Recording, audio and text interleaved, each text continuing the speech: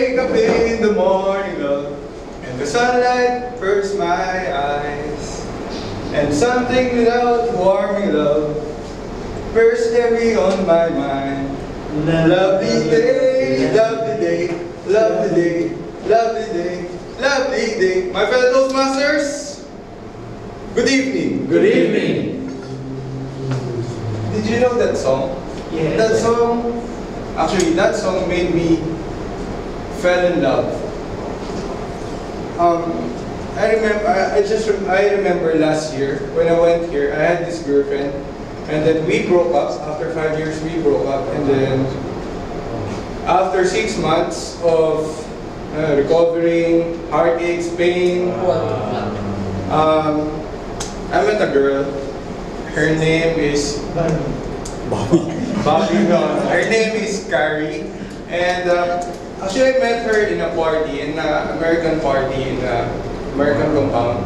I think that was on December, and there's no spark. There's no spark between the two of us because we just dance together and that's it.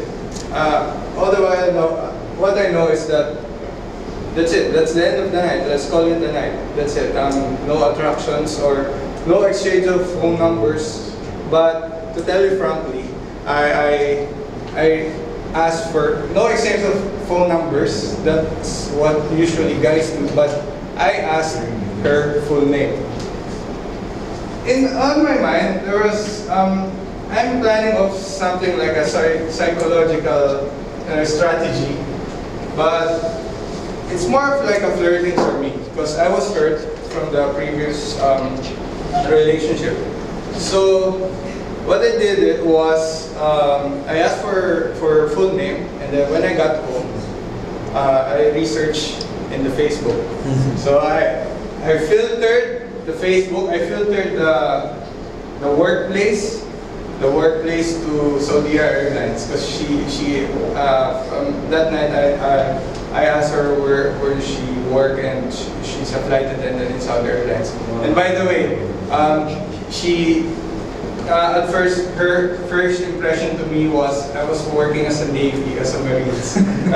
I remember when she first saw me because my haircut was like a Navy cut.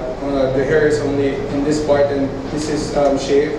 So she asked me, are you from Marines? And then I said, no, I'm not working for Marines. I'm working in a company here, a local company here. And then, because at that time I know she's not interested in Filipinos. Actually, some of her ex-boyfriends, I think 2 of them are foreigners. So that's it. And then, no communications. I added her on Facebook, and that's it. Everything is normal. Everything is the same. For me, it's the same. After 3 months, I found her again. I browsed her Facebook. There's an update on her Facebook that she was into diving, and luckily, I'm into diving at that time. I think I almost finished the open water course. Open water. So I invited her to dive with me. It's kind of a flirting stuff for men. And as a single, I'm very what do you call this? I have this confidence and aggressiveness that I know I can have her, but in her mind, she don't. I guess I have no appeal on her. I mean, I am not that attractive on her because I'm not a foreigner. So we drove that day, and then when we got home, I just texted her, and then I didn't notice that I was texting her for like almost 8 hours. From the time we went home until the next day, I was texting her, and then until the next day, I asked her out to have a coffee with me. So luckily, she responded to my invitation, but all the while in my mind, I thought that she's just using me because I have a car, and it's hard to go out here in Saudi if you don't have a car, right? So although I know it's just, she's just using me, but at the end, I just realized that she's really the greatest gift that I found.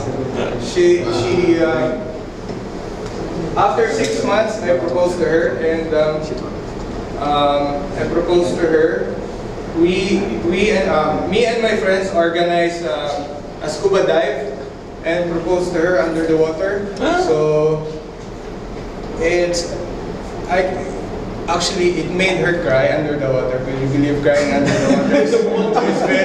It's very impossible, right? But you can because of the mask. Because of the mask, you can see the tears flowing out on her eyes, and you can see. I remember it. I saw how she panicked when I inserted the ring on her finger, and then I showed my card under the water. Written, "Will you marry me?" And that's it. So she just said, but if she's gonna say no, I will turn off the oxygen. So that's a very strategic way, right? To propose love. Just kidding. So that's it. From the day I can say from the day I met her, I know that she's really the God's gift to me, or she's really the greatest gift to me. I don't know the exact feeling, but I have this eagerness, and I have this feeling that I have a purpose in her life. And now, and after 6 months, we got married. From the time we met, from the time we dated, and from the time we got married, it's only barely 6 months. So most of the people say that it's a whirlwind relationship, but actually I don't believe in that.